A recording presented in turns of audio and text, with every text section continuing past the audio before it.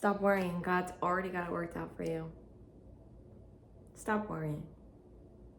God's already working it out. My name is Nicole. I am the owner of this platform. I'm also the author of a book called Give It Back to God.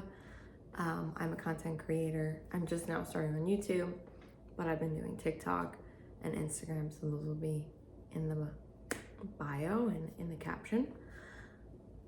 What if you knew that everything that you were worried about right this second, God already had it figured out?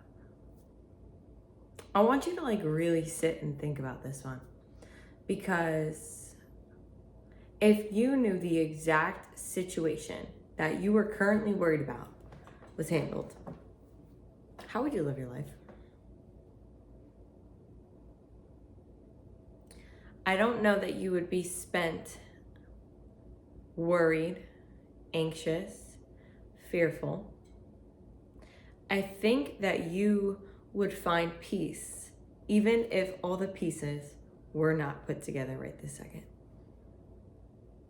So now, what if you took that thought process and then you applied it to your life? What if you walked, talked, and lived like the person who knows that God's already got it worked out for them? Now, this is not manifestation because I don't do this. I go right to the source. I have a relationship with God, and everything is based on my personal relationship with God. Everything is done through Christ. There is no manipulating of reality or anything of that kind. So don't worry, we are not here to do that. We are here to live in faith. And living in faith is speaking, acting, thinking in terms of the person who already has faith. Now, my book, Give It Back to God, is a practical method of learning to surrender, learning to have faith. There's also a journal companion that I will show you that also accompanies the book. But learning and really sitting down to apply this concept of my life is already being spoken for. My life has already been worked out. Everything that I have prayed for is heard, is being worked on, and is going to come in a manner that is better than what I'm expecting it to be.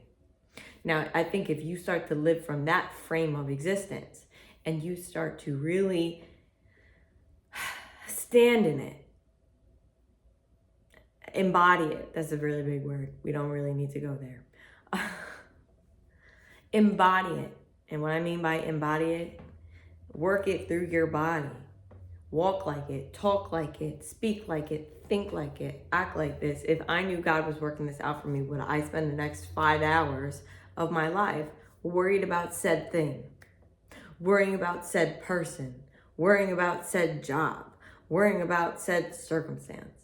Because it's already worked out. Whether you see it or not, know that God already worked it out better than you think it's going to be. Now you have to live from that. You know, a mustard seed. You know how small a mustard seed is? When Jesus said all you need is faith the size of a mustard seed, do you know how small a mustard seed is? Tiny. Tiny. But if you want to up your faith because you're upping your ask and you're upping your expectation, well, that's another thing. And that's what we're going to do. If you're asking God for something that you don't yet possess, something that you've never possessed, then you have to be a new person, a person who is willing, able, and capable of managing said thing.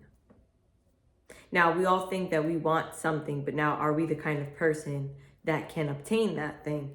And obtaining it, no, well, that's not the hard part. Maintaining it is the hard thing. Can we still show up on the slow days? Can we still believe in God when everything on the outside is telling us we shouldn't believe in God?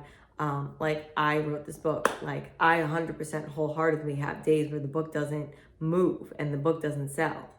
And I'm like, okay, you know what? God's got this worked out. I'm giving it back to God.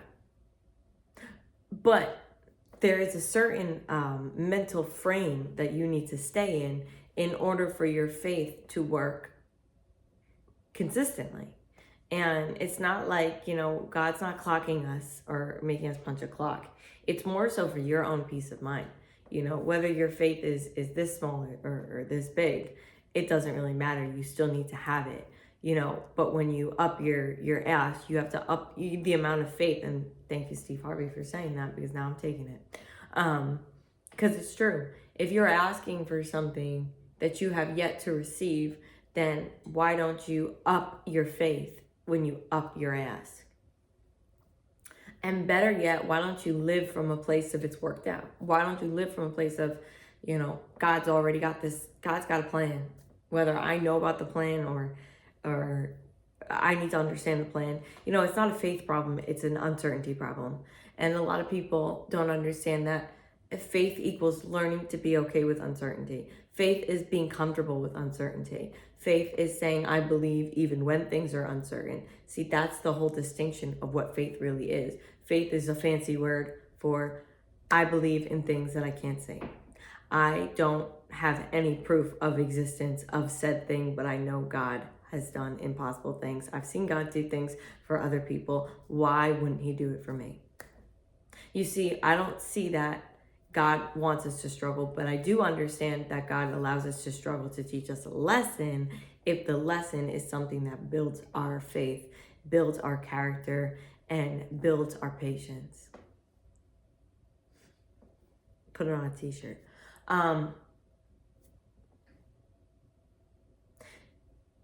People struggle with faith, and a lot of people have a hard time admitting, hey, like, I'm really struggling with my faith right now. Like, oh my God, I would be such a bad Christian if I told people that I really don't know where my faith is at today. But also at the same time, made perfect in weakness is what he told us that we are. Meaning that every time that your faith is tested, or every time that you feel a little wobbly, you're made perfect in that. I expect you all to wobble in your faith. Because if you guys had crazy, unbelievable faith, then you probably wouldn't even really need the source. You wouldn't need to go to God and say, hey, up my faith. Hey, now let me give you this revelation. If you start to trust that things already worked out for you, your days become yours again. Your mind becomes yours again. Your life becomes yours again. We don't realize how many times we're navigating through this world, and we're not navigating the world as it is. We're navigating the world based on the things that we are perceiving of that haven't yet happened. Well, next week I got this test that I got to take, and I think I'm going to fail, and oh my God, I'm driving home and I got to cook dinner and I got to do this, and what if this and what if that? Why don't you just live your life as if everything was already worked out for you? That God already has your name on a door, and he is just walking you right into that door. And better yet, he's got a package. Your name is on it. It's on its way to your doorstep. Why don't you make sure that you are ready to receive that package? Instead of worrying about, the mail, sometimes the mail's late, and, what if the mail carrier, got my address wrong? Or no, it's on its way to you. What happens, I think, to a lot of us is that because it's not Prime delivery. God doesn't run Amazon Prime delivery, unfortunately. But things take their own time. And in that time, why don't you spend it living like it's going to happen? It's already happening. And live from that frame of reference, and not the frame of reference where you're saying, well, I don't think this is going to happen, It's taking a while. Maybe my blessing got lost. Like I said, God does not run Amazon Prime. This is not 2-day shipping. I'm sorry. Take it up with him. No, I'm just kidding. But seriously, I mean, when you understand that it's already on its way to you, but it's not FedEx, it's not Amazon Prime, it could take a little bit, or maybe it doesn't, but that's not up to us. What is up to you is how you are living your life and thinking in your own mind before that thing gets to you. So I'm going to have you try this today. After you're done watching this video, and I'm assuming that a lot of people are going to be watching this video, why don't you all take the rest of this day and think to yourself over every action, every thought, every emotion that you're experiencing today.